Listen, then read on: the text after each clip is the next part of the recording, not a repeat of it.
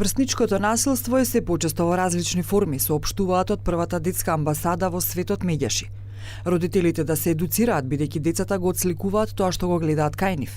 Вели Катарина Златановска-Попова, дури вели дека важна е и раната едукација кај децата.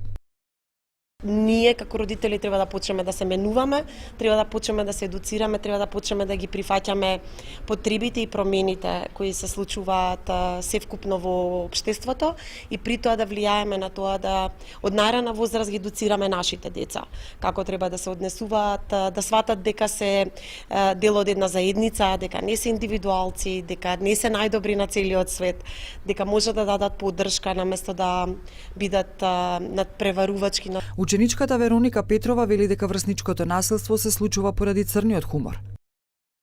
Самото меѓуврсничко насилство сметам дека поттикнува од еден нов смисол за хумор. Значи, тој црн хумор што е многу познат помеѓу нашите денешни генерации, сметам дека од таму потекнува самото врсничко насилство и дека тоа е еден почеток кој што дури би рекла дека нема крај.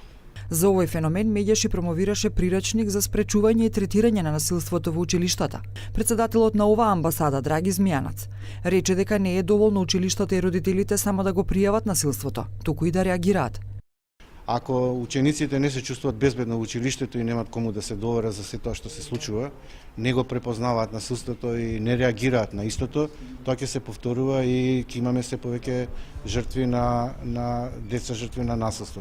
Така да овој водич е една добра алатка, ја препорачувам и до Бирото за развој на образование и до МОН, Министерството за образование и наука, да го постави за да можат и наставниците и стручните служби и класните раководители и родителските совети и детските парламенти да им биде навистина од полза за да можат не само да го препознават, да реагираат.